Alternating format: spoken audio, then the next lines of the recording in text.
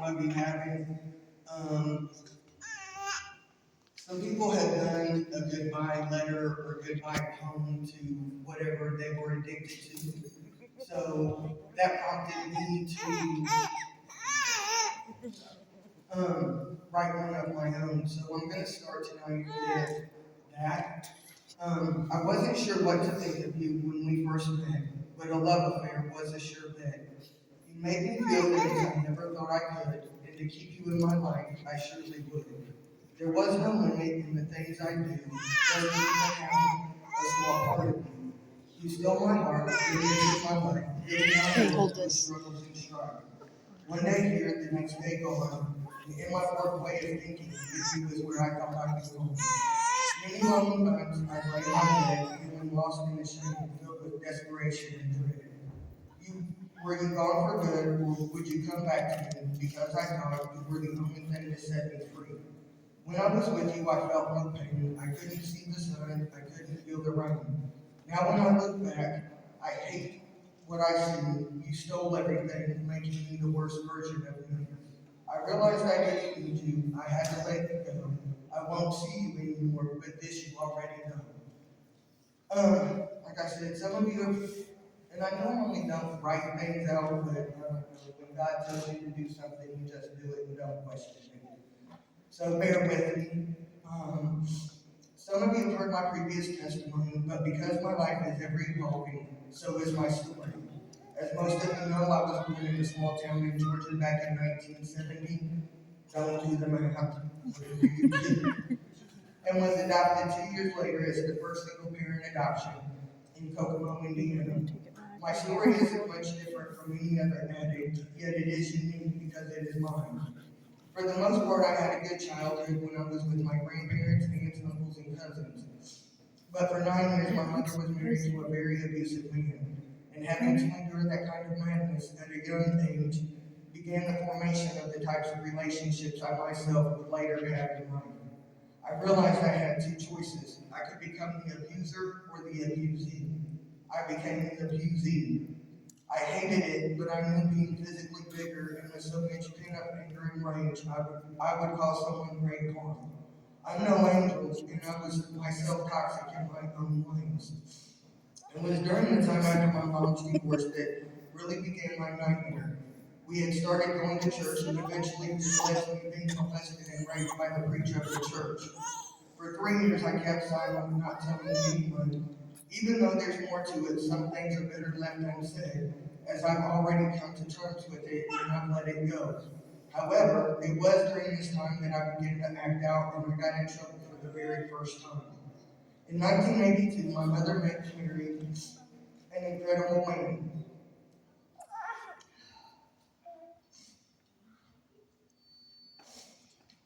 He was,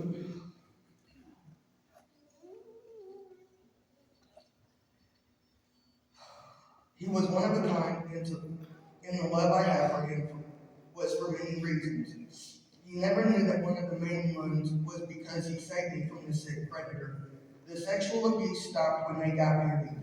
He was a hard worker that gave not only me my life back, but absolutely adored my mother. He took me and raised me as his own. He showed me what a real man, father, and dad is supposed to be. To know him was to love him, and my mother and I were finally saved. Over the years, I've dealt with many battles. I've experienced many losses. The first being at the age of 15 when my grandfather killed himself, and it was shortly after that I began smoking crack. I spoke briefly about how that started in my past, but at the time I had a girlfriend, and back then that was taboo. So I got a pretend boyfriend, and I knew he sold drugs, but it wasn't until we were at a party that I found out he was using them. He tried to keep it from me, but I wouldn't stop until he finally gave in and let me try it. It was the beginning of a 2 year love affair with crack. It was also during this time that I introduced my first girlfriend to crack and I became pregnant. As I said before, when I was 6 months pregnant, I watched her kill herself in front of me.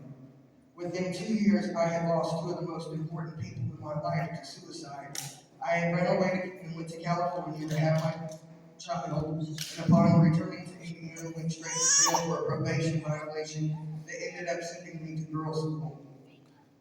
Yes, I put my daughter up for adoption and it was the best choice for her.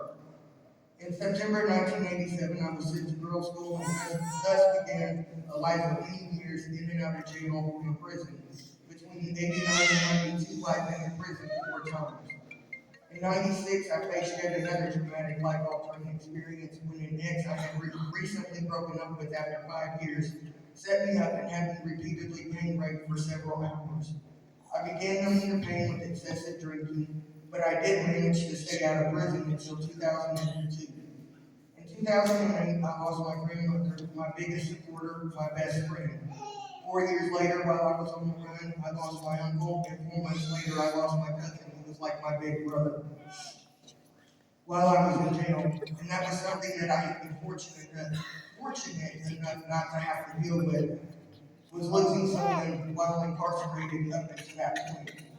During the beginning of 2012, my ex and I were using crack, and then began using meth, and shortly before my arrest in May of that year, we began shooting it. And while I was locked up, I swore I was done with that life. However, when she was released in 2015, we picked up right where we had left off. In 2016, after spending 3 months in jail, I taught myself how to hit myself, and that was the biggest mistake I ever could have made. It was the beginning of the end for me. I finally left in October of 2018, got clean and did well for a while, but little did I know how quickly my life would spiral out of control in 2019. I've spoken before about trying to kill myself in the beginning of 2000, in September 2019, and at the time I didn't know what had transpired in those 3.5 hours in the woods, but I know now. For almost 2.5 years, I thought I had been chasing my ex-wife, but God works in mysterious ways and reveals things to you when He's ready for you to know them. I no longer have to wonder. I now know that I was chasing Satan himself, and that for however long I was laying face down dead in those woods. I talked to several medical professionals, and they have all confirmed that by all medical accounts, I should not be here. I say that to say this, and my favorite Bible verse says it best. Jeremiah 29:11. Fear not, for I know the plans I have for you, declares the Lord. Plans to prosper you, not harm you. Plans to give you hope in a future. I've been face to face with Satan himself, and I've been to hell. Had I caught what I was chasing in the woods that day, I wouldn't be here to get someone else hope. You see, my story is not about the years I spent away from my family, being in and out of prison. It's not about the years I spent in active addiction, because I no longer live there. I am not defined by who I used to be. My story is about the changes that God has made in my life. And then 3 months ago, I gave my testimony, and I'm not who I was even then. Because of the sexual abuse that I endured as a child, I told myself I'd never go to church. But God said otherwise. Today, I look forward to Sunday and attending church. The doors God has opened for me in just the past 3 months are amazing. I now help Carly co-chair the NA meetings. I volunteer for the Y. My friendships are stronger. My relationship with my mother is unbreakable. I'm a part of an amazing recovery community full of people I can call upon at any given time. My church family has welcomed me with open arms. Every day I'm reminded to stay humble. I'm also reminded to be thankful. I'm not where I am today by my own will. Yes, I got sober because I had to. Today, I stay sober because I want to. I never dreamed I would ever be free from the chains of addiction to live the life I live today. I also realize I can't do it on my own, and for me personally, I have to give all thanks to God for removing the veil that clouded my vision for so long. For taking away the negativity in my life that made me believe I was unworthy and undeserving of a better life. Had I not completely surrendered my life to Him, opening my heart and letting Him in, I wouldn't be who and where I am today. If He can change me, change my life, He can change yours too. The hardest thing I've ever had to face was losing my dad last year. 3 years ago, I would have fell back into old behaviors. I wouldn't have been able to deal with that loss. Even though my dad isn't here physically, I know he is always with me. but I also know God has given me the strength to use that loss as a motivation to keep moving forward. I don't stay sober for anyone but myself. Yet, just as my addiction affected those around me in a negative way, my sobriety and recovery affects them in a positive way. See, my life, my story, my testimony isn't about my past or my addiction. It's about the unconditional love that the God I serve has shown me. It's about following where He moves. He has a plan for each one of us. We are all here because of that. We are all special. We are all worthy, and we are all deserving because we are all His children. I wouldn't be where I am today without the mercy and grace that God has given me, but I also wouldn't be here without each and every one of you that God has put in my life, for being there for me to lean on, giving me the encouragement that I need, for believing in me, for seeing in me what I don't see in myself. I want to be the hope and the light to others that you all have been to me. Thank you for not only being a part of my new life, but allowing me to be a part of yours. None of our stories end with our addiction. They all begin with our recovery. It's not an easy road coming back from many years of addiction, but it is possible. I don't know anyone here from those days of addiction, but what I see when I look at each one of you is hope, motivation, and inspiration. I see people who push me to be better every day. I see people who have surrendered their lives completely because they wanted better. I've said it before and I'll say it again. Each one of you play your own very important part in my life and my recovery. Without God, I wouldn't be here today. To lead by example and to give someone else who's struggling that same hope each one of you have given me. Together we have already proven so many people wrong. Together we are changing the stigmas. Together we are breaking the chains. And together we are recovering. And I'm going to end with this.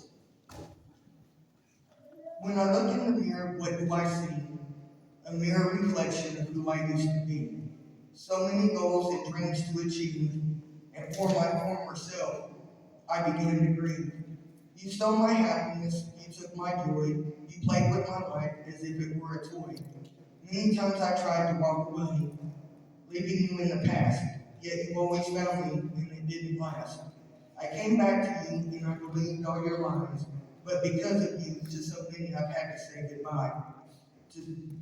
Today I take back control, for it's my life to live. No more of myself, to you will I give. I'm the child of God, and with Him I will survive. To be better each day, I will continue to strive. Because today, when I look in the mirror, what do I see? The beginning version of who I'm supposed to be.